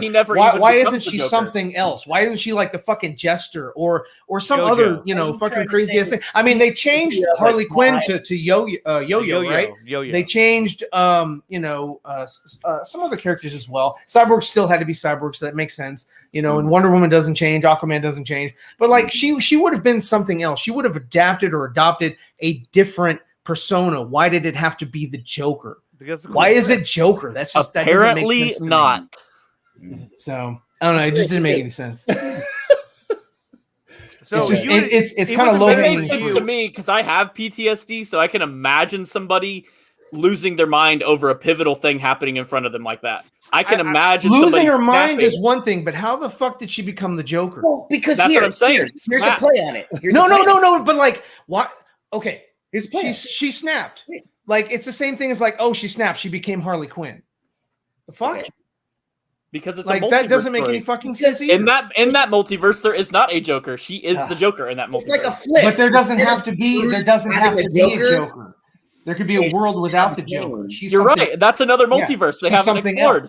You're right. That exists. So yeah, it just wasn't my cup of tea. I thought it was just low hanging fruit. So what if was fired again? Yeah, it was. We're back to that. Wait, what if? Let's talk about The Last Jedi. No. Let's talk about that, Andre. Definitely not.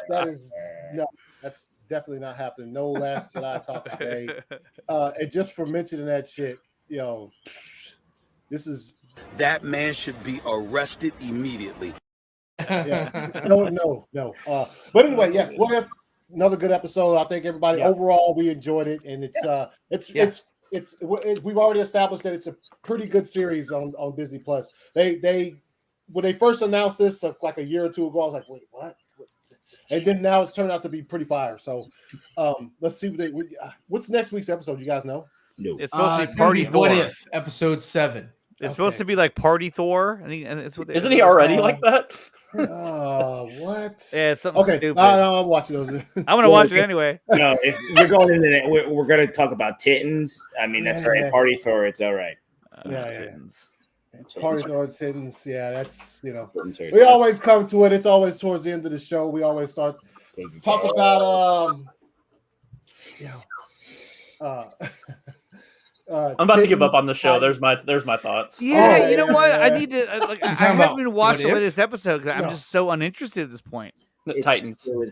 Titans. Yeah. I don't know what the hell is going on. I was saying to myself, I said, "What the fuck are they doing right now?" Why did they have characters? We have an acid trip. Why do they have characters like Connor and like Corey who have legitimate big world superpowers and they underutilize them every episode for everything that comes up? It just blows my mind. It is so boring to watch. Why did you bring them into the show? Spoilers. And that too. That was the most random thing ever. Like that scene.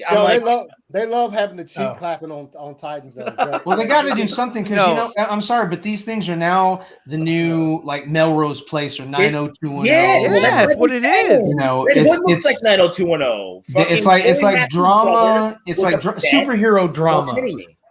So I mean that's kind of what it is now. I agree. It's ridiculous. Because those shows don't. Huh? You look like you're drawing. I am drawing. Yeah. I was curious. Okay, yeah. Let me. Such a doodler. I'm just doodling. Curious what he was drawing.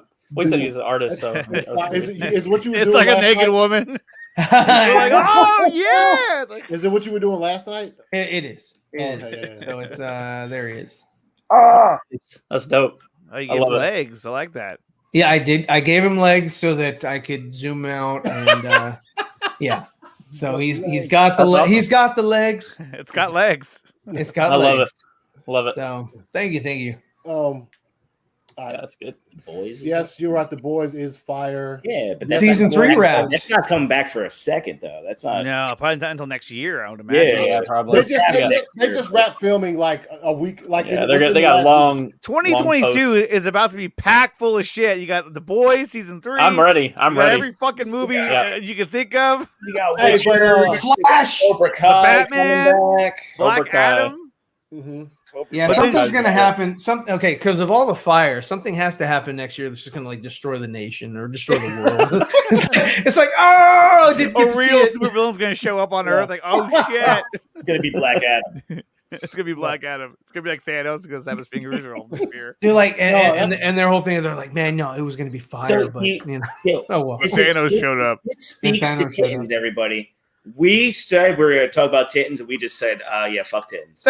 Let's start talking a bunch of other How the hell Tim know the okay, yeah. Yeah, that was some horrible writing. He's just like, I clicked on your Facebook and I can figure it all out. Like that he knew how somebody walked. He's like, I know how he walks. I'm like, I know how he walks. You walk with a gangster lean. We forgot about this next year too.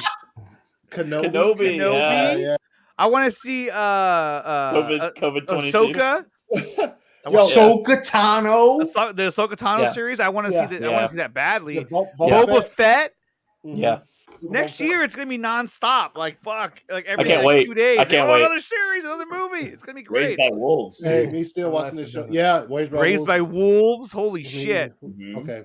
You eating food poisoning, Gavin? What the fuck? So we all agree. Titans is kind of meh. Yeah. Well, it's just losing its flair. You know, I enjoyed. How is last season. Tim a better? There's no Tim's action. a better detective than Batman and shit. Yeah. How? Like like you said, there's no action. No action. Nothing happens.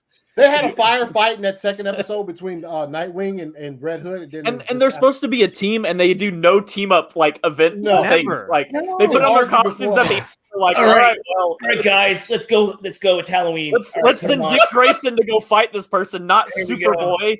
I'm gonna get hit by a truck. Yeah, not Superboy. We're sending Dick Grayson. Yeah. I'm gonna get hit by the truck. Hey, what fire villain can we get? Oh, Scarecrow. But I was talking about put today. him a guy in a jumpsuit. Literally. Put him in the orange jumpsuit. And then he's like, Mr. I smoke weed. I'm the cool guy. I'm like, what? Let me get the fill fuck you out up. of here. Then he snaps everybody's necks. He cries when he gets a yogurt cup.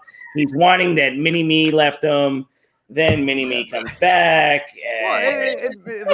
He always takes the one bong rip and then he puts it down. Yeah, I'm like, okay, well, he doesn't know how to nobody does that. Like, you got to finish the bowl, puff, otherwise puff, you're going to ruin it. Everyone knows that. I'm just saying, like, he's obviously not really like they don't know what this it's is.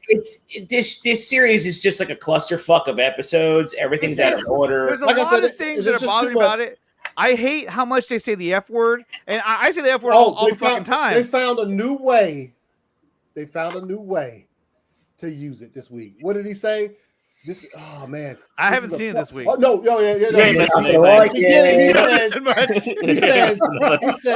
says this is a fuck show. I was like, this is a fuck show. Yeah, it's almost like they're like, hey, anytime you guys can slip in the F word, ad lib, go for it. I said, you know what they do? They give him a bonus. There's like an incentive.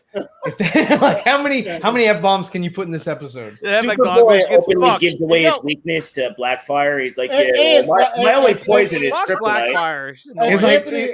I'm not sure. As Anthony is mentioning right here, finally, how the fuck do you have a show called Titans and Raven doesn't show up until week 9? Yeah, what the fuck is up with that? Maybe that's what they put all their CGI. That's where they put their whole CGI budget into. That episode. Wait till Raven shows up, then we're gonna. Titans is just talking and then occasionally wearing the costumes. That is the whole show. That's I'm like, why do they wear the same fucking clothes? Like the only one that it's like I'm sorry, Beast Boy's gonna be stank now because I mean that motherfucker's been wearing the same jacket. Yeah, I'm like, dude, aren't you hot in that jacket? Yeah. I didn't like middle of the summer. He's like, no, I'm fine. He's sweating. He turns into a tiger every time. Like I'm just like, okay. I'm so bored. I'm like, can't smaller animals be cheaper on the budget? Give me a fucking monkey or something. Right. Yeah. Well, then it's like Superboy is like, oh my god, I figured out how to stop the bomb, and he's like running to save. I know, right? He's like running around the set. Here's a spot. Like he's here. Nicotine, I'm so sorry. Here's a spoiler. When Tim Drake gets shot and everybody's standing around him, not at one point the Superboy go, "Don't worry, I got him. I'll speed him to the hospital." They leave him on the fucking ground. He's like, his lungs are filling up with blood, and everybody's like, "All right, go get him." What do we do? Superboy, make us a device. Make us a device. It's like. Go MacGyver. Go MacGyver.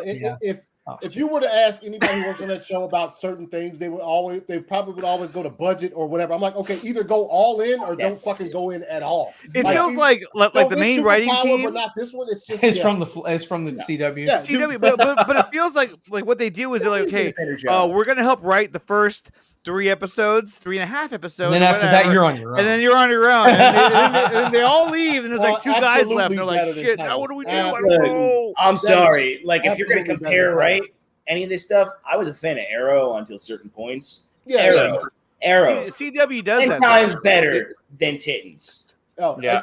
I mean, Arrow had a ton of shit in it. This I can completely agree with you, and I didn't watch one episode of Arrow, so I'll completely agree with what you said. When I was watching Arrow, I always felt like first 2 seasons of Arrow was money.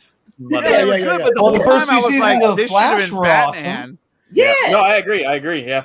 And then after that, it was world building and all that. Now they literally just do whatever the fuck. They don't care if it's good. They don't care if it's bad. They're like, can we get a dance number in the story? And they had lightning lightsabers. Yeah. And can we make it that the Flash needs more help? Like more, as much help as possible. Yeah, I'd like for him to not be fast enough. Yeah. Can you do that? And can we work in somebody telling him run, Barry, run? At least once an episode. The one thing I can do. Thank you for telling me to do it, because I wouldn't have thought of that. Okay. That was Ryan's all-time hated scene. Which one? When they were like, "We are the Flash." Oh God, that's the stupidest line. So bad. It is this. It's so cringe. It's just the stupidest. I got into season 3 and I was like, "This show is getting really dumb." Oh, it got bad. What the hell is happening? You know why the first season and first 2 seasons were, because Arrow didn't have any superpowers, so like you can understand the budget. So you were like, "Oh, cool." It makes sense. Yes, and it would look, dude. But even the Flash's first 2 seasons look great too, and then they just said, screw your budget, you're not getting anything anymore. And then they try to bite on too much. Oh, we're gonna do this, we're gonna bring that, we're gonna do Crisis on Infinite Asses. That was what the Flash is. They'll be like, yo, let's okay, we have the budget for this season. You know what'd be cool is if King Shark shows up for 2 minutes. Well, that's gonna take 75% of the budget for this season. Let's do it. But this will be Sylvester Stallone. Yeah. Let's do it. You're right. Let's do it. And then they show King Shark. He doesn't look too bad for like 3 minutes. Whole season budget gone. That's exactly what it seemed like it happened. Yeah, then it's just Barry jumping out of frames and throwing paper and a couple of electricity sparks, like for the rest of the thing. Yeah, they got little fans. I mean, he looks. He's just like this running. And something. When he's running, he looks like he's like on a hamster wheel. Yeah. It's like this big over like this. And then they'll casually like talk to each other when they're running, like he and his daughter or whatever. It's like, the fuck? How'd you get here? And he's always like, "What? What's happening? How is this possible?" And then they do the CG where it's like, you know. It's like, what the fuck? It's so bad. Well, you know what's funny is that then you hear interviews from DJ. Yeah, so was DJ who was the special effects guy. DJ from The Last Jedi. Yeah, that's it. Who's a special effects guy for Zach. Mm-hmm. And he's doing the Flash as well. And he was like, yeah, and when they asked him, what was it like, coming up with the concept of how the Flash would look when he'd run? He goes, he was like, well, the idea is... Wait. He said, well, what we did was we looked at the CW and we said, we're not doing anything they're fucking doing because it looks like trash. It looks like trash. But he had a good point, though. He said, the one thing that we agreed on was that as he would go faster, he'd actually be moving slower. And so what we didn't want to show was him, like moving really fast. We wanted to display is that like the faster he's moving, the slower he's going through his perception of time. Mm-hmm. Yeah. And I was like, see, that makes so much more sense. And on CW, there was like, go, go, go. Yeah, he'd never be able to react to anything with showing how fast. Yeah, just run into a wall and die. I mean, it kind of looks like you're watching the Tron cycles. Yeah. There was a video. It was like a fan made parody or video where it was about the people who make the Flash. Did you guys see that video? Oh yeah, season 7. Yeah, it was I pretty saw funny. that. But even they were like, they showed all the bad stuff, and they were like, "Yeah, it looks so cool." Gosh, you guys got any final thoughts? We're gonna wrap it up. Oh yeah. So what's question 2? Titans sucks. Oh, you want to know? What would you say sucks? Titans? Titans, yeah, Titans. Oh, yeah, it's Titans. Hey, let's see. I got one for you. It's gone downhill. Yeah, I got one for you. Bam. There you go. $10,000. What are you gonna do with the money? Ooh. I'm gonna do a bunch of giveaways to all different people that are on all my social medias. So because you can just like hook, like it would be just so much fun. Like go into somebody's stream. Hey, here's $150. Go into somebody else's. Like you could just like spread it out. That'd be so much fun. Yeah, so my YouTube channel is Zeverfets, and you can subscribe there. And whenever you post, I'll put your comment on the screen. I mean, if someone's giving me the $10,000, hey, I'm all about possibilities. Andre, $10,000. Dare to defy. He dare to defy.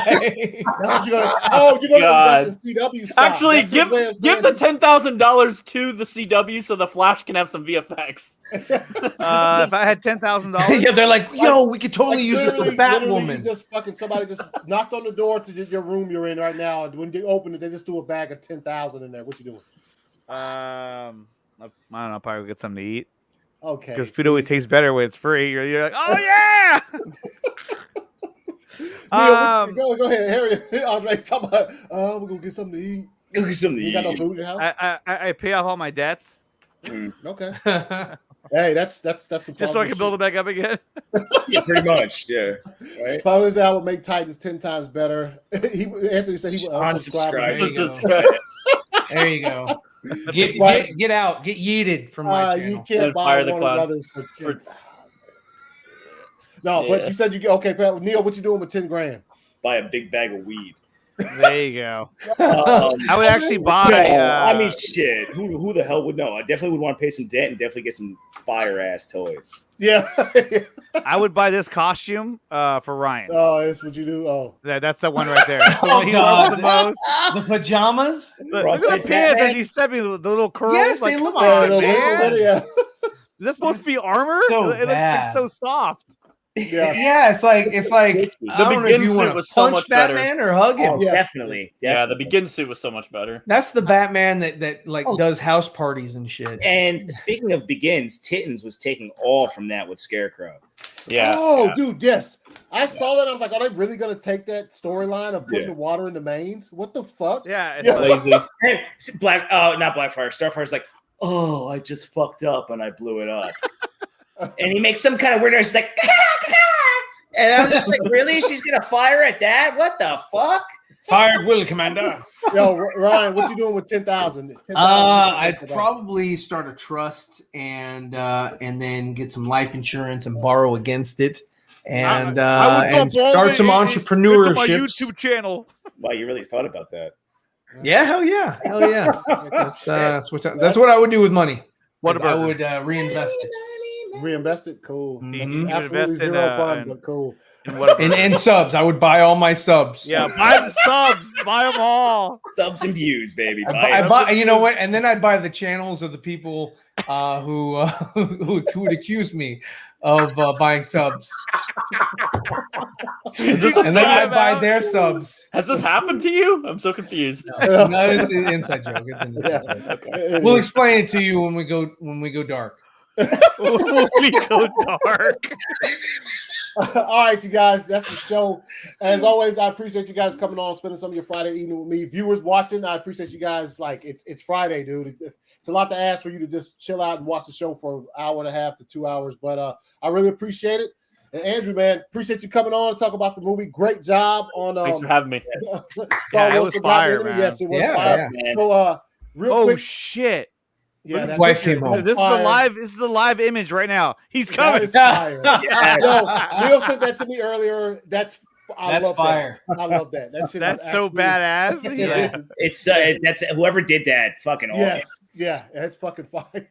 And then we also all like to see it happen, to be quite honest. Yes, I agree. Andrew, man, tell everybody where they can find you, man. You can find me on Twitter at AListLK. You can find me on YouTube at AList Productions. And that's pretty much it, man. All right, man. Thanks for having me. Appreciate you coming on. As always, Andre, where can they find you? You can find me on the Nicotina Show on YouTube and Nicotina_show on Twitter. I'm also on Instagram, Vero, and all forms of social media. I'm here to tell you right now. I know. I was going to wait for I'm not going to hit you with it. Yeah, so, and then we'll be live tomorrow. I think most of us are going to be there for the Zack Snyder Justice League watch party. It's going to be earlier in the day, so it's going to be at 6:30 p.m. Eastern time. Oh. We're going to do the members-only watch party, and then at 7:30 Eastern time, we're going to do the breakdown and discussion about Part 2, The Age of Heroes. From Zack Snyder's Justice League. So it's going to be a lot of fun. Nice. Neil, where can they find you? What's up, everybody? All right, everybody, you can find me, The Irregular Neil, on YouTube, The Irregular Neil. Find me on Instagram, Irregular Neil. And don't forget, come take a ride on the irregular side, because why wouldn't you want to? Ryan. Hey, what's up? Hey, yo. So yeah, you find me every Tuesday on this channel, and I'm here to tell tonight. I'm here to tell you right now. Subscribe to Zebra Fan. Yeah. Oh shit! But yeah. Thanks for having me on the show. We really appreciate it. I really appreciate. You get Zach on for 10,000. Yeah. Oh, that's what you're saying. Never seen Star Wars. I would spend all 10,000 on copies of Zack Snyder's Justice League. Yes, purchase Fiddle. Yes, appreciate it. Great fun. Appreciate y'all being here. Like again, you guys, appreciate you guys for being on the panel tonight. If you haven't yet, Star Wars Forgotten Enemy is live on YouTube as we speak. The link is below the video. And yes, as always, when you come to the ACS Universe, these are our opinions. Everybody on the panel, we have our own opinions, not really influenced by any outside things. This is just us talking. This is how we feel about certain topics. This is how we feel about Titans and whatever. If you agree with our opinions, fire, dude. We appreciate it. If you don't agree with our opinions, that is also perfectly fine, just as long as you can have a mature and adult conversation about it. But if you are some of these motherfuckers out here who it's your way or the highway, if you don't like what I like, then fuck you. I have a message for you people. See you guys next week.